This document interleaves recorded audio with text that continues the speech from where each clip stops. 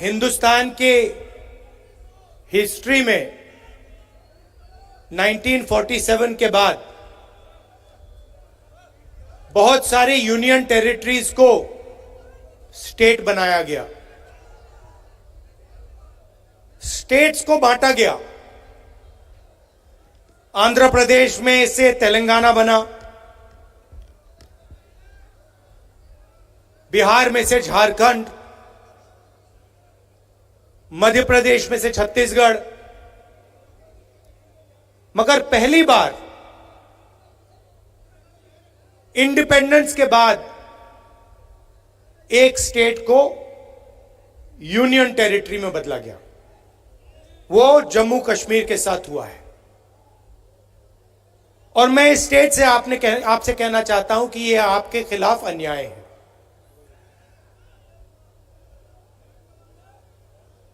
आपका लोकतांत्रिक हक आपसे छीन लिया गया है और आज जम्मू कश्मीर के लोग नहीं चलाते हैं। आज जम्मू कश्मीर को दूसरे स्टेट के लोग चलाते हैं। हमने सोचा था कि चुनाव से पहले आपको स्टेटहुड वापस मिल जाएगा और सही तरीका वही था। सही तरीका था कि पहले स्टेटहुड दो और उसके बाद चुनाव कराओ। अब ठीक है, पहले चुनाव करा दिया, मगर हम चाहते हैं कि जल्दी से जल्दी आपका जो लोकतांत्रिक हक है, जम्मू कश्मीर का जो स्टेटहुड है, वो आपको वापस मिले।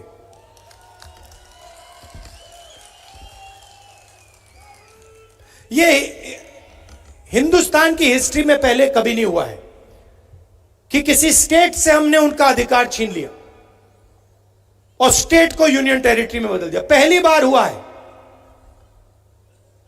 और मैं सही बोलूं तो ये कभी नहीं होना चाहिए, किसी और स्टेट के साथ ये कभी नहीं होना चाहिए। और मैं आपको यहां गारंटी देता हूं कि अगर बीजेपी ने आपको स्टेटहुड नहीं दिया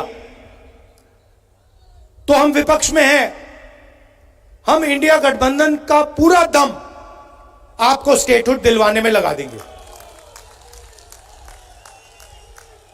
पार्लियामेंट का इस्तेमाल करेंगे, लोकसभा का इस्तेमाल करेंगे, राज्यसभा का, सड़कों में उतरेंगे और हम आपको जो आपका हक है वापस दिलाएंगे। और अगर किसी कारण बीजेपी ने नहीं माना तो फिर हम पहला काम, जैसे ही इंडिया गठबंधन की सरकार बनेगी, जो बनने जा रही है, पहला काम हम जम्मू और कश्मीर के लोगों को स्टेटहुड देने का करेंगे, क्योंकि यह आपका हक है, यह आपका फ्यूचर है। इसके बिना आप आगे बढ़ ही नहीं सकते। जम्मू कश्मीर का आप सपना देख ही नहीं सकते हो। जम्मू हब है, कश्मीर को, कश्मीर के बिजनेसेस को, कश्मीर के प्रोडक्शन को बाकी हिंदुस्तान से जोड़ता है। सेंट्रल हब है ये। और इस हब का जो काम था उसको इन लोगों ने खत्म कर दिया है।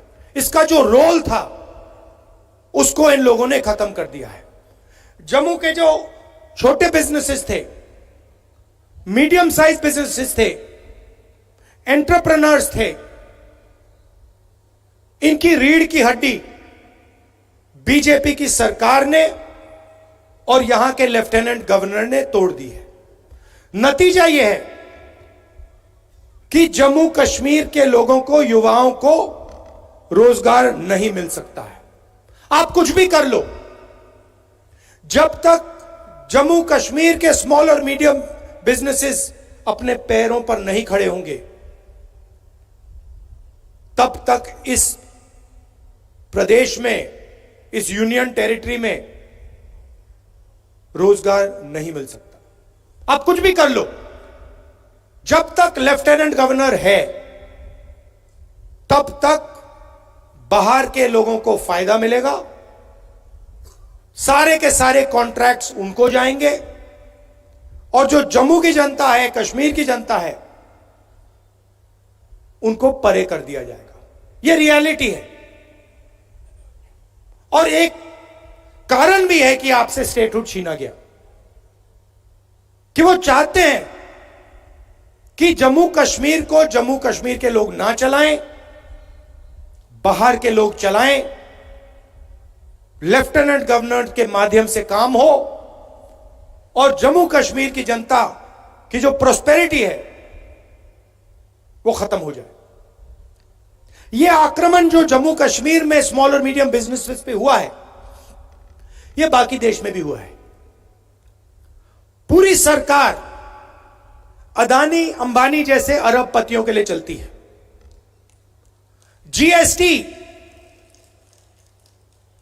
जीएसटी एक हथियार है। जम्मू के एंटरप्रेन्योर्स, जम्मू के स्मॉल और मीडियम बिजनेसेस पर आक्रमण करने का हथियार है। नोटबंदी एक हथियार था। यह पॉलिसीज नहीं है, यह हथियार हैं, और इनका लक्ष्य रास्ता साफ करने का है। किसके लिए? अदानी और अंबानी जैसे अरबपतियों के लिए। नोटबंदी और जीएसटी ने, गलत जीएसटी ने हिंदुस्तान में लाखों स्मॉल और मीडियम बिजनेसेस खत्म कर दिए। अभी मेरा प्रोग्राम था, कुछ मिनट पहले मेरा प्रोग्राम था। एक लड़की आती है, कहती है, राहुल जी मेरा सपना था, मैं छोटा बिजनेस चालू करना चाहती थी। गवर्नमेंट ने कहा कि ग्रांट मिलेगा। मैंने पूरी प्रिपरेशन कर दी। एरोमेटिक्स का मेरा बिजनेस था, मैंने पूरी तैयारी कर दी। मुझे कहा कि पैसा मिलेगा, पैसा नहीं आया। मेरी मां की डेथ हो गई, मेरे पिता ने मेरी मदद की,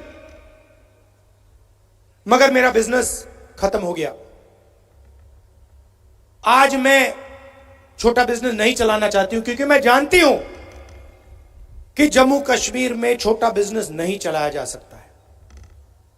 मगर यही आपकी रीढ़ की हड्डी है, यही आपकी स्ट्रेंथ है, इसी में आपका रोजगार है, इसी में आपका भविष्य है।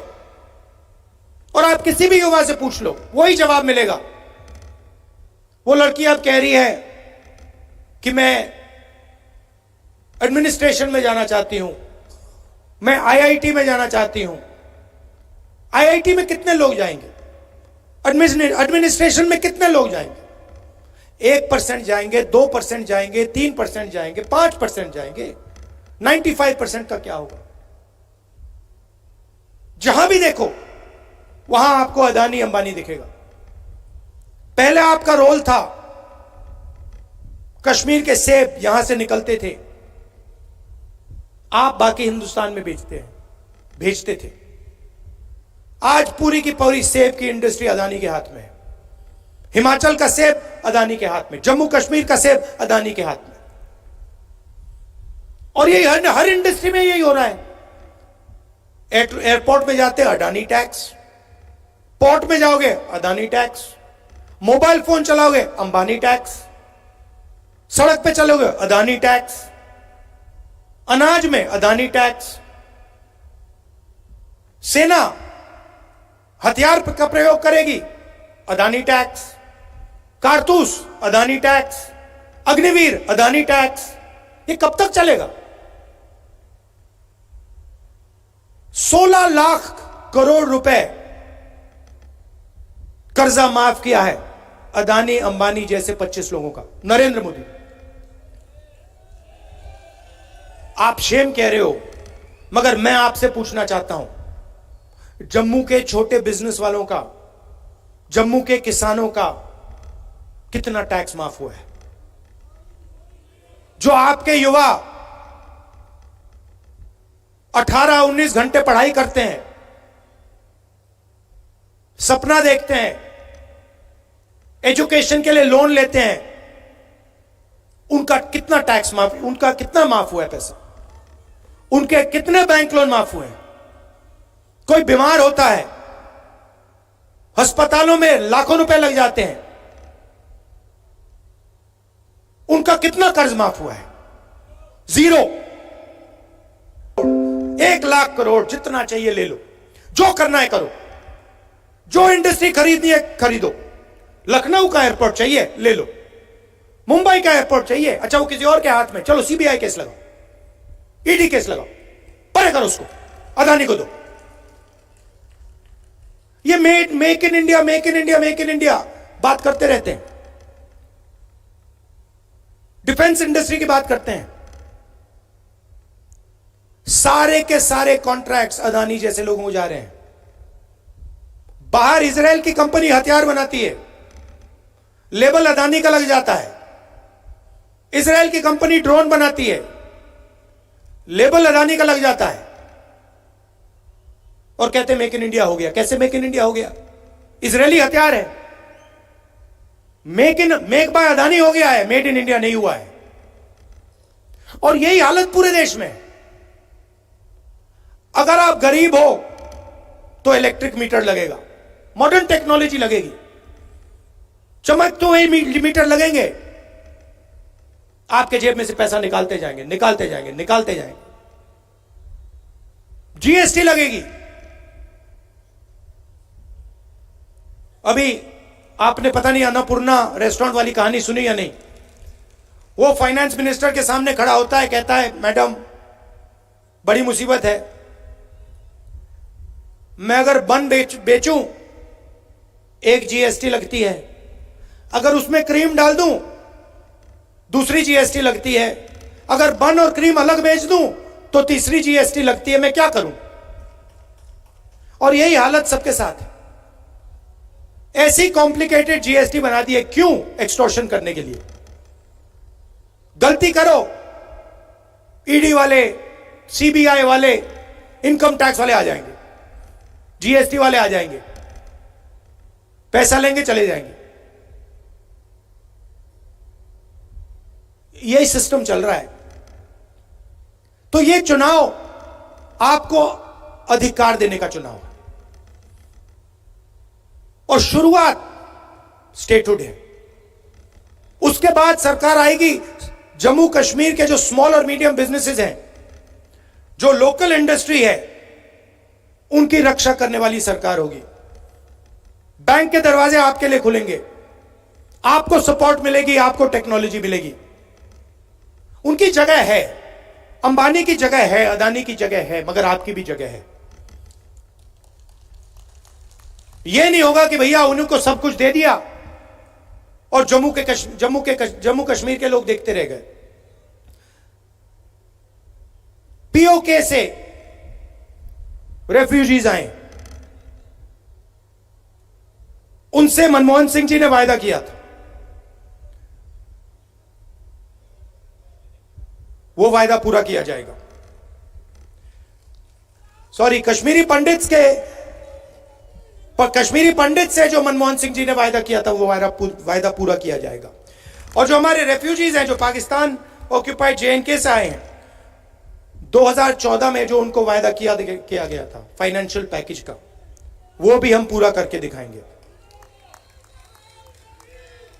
ये जो स्मार्ट मीटर्स लगा रखे हैं, ये जो नरेंद्र मोदी जी की टेक्नोलॉजी है, इसको हम यहां से हटा देंगे, ये हमें नहीं चाहिए। और जो पंजाबी है, इसको हम ऑफिशियल लैंग्वेज बना देंगे। मगर मेन बात मैं आपसे कहना चाहता हूं कि देखिए, एक तरफ हिंदुस्तान के प्रधानमंत्री हैं, उनका डायरेक्ट कनेक्शन ऊपर है, वो भगवान से बात करते हैं। सुबह उठते हैं, वो कहते हैं कि भैया मैं नॉन बायोलॉजिकल हूं। आप लोग हिस्ट्री में 1947 के बाद बहुत सारे यूनियन टेरिटरीज को स्टेट बनाया गया, स्टेट्स को बांटा गया। आंध्र प्रदेश में से तेलंगाना बना, बिहार में से झारखंड, मध्य प्रदेश में से छत्तीसगढ़, मगर पहली बार इंडिपेंडेंट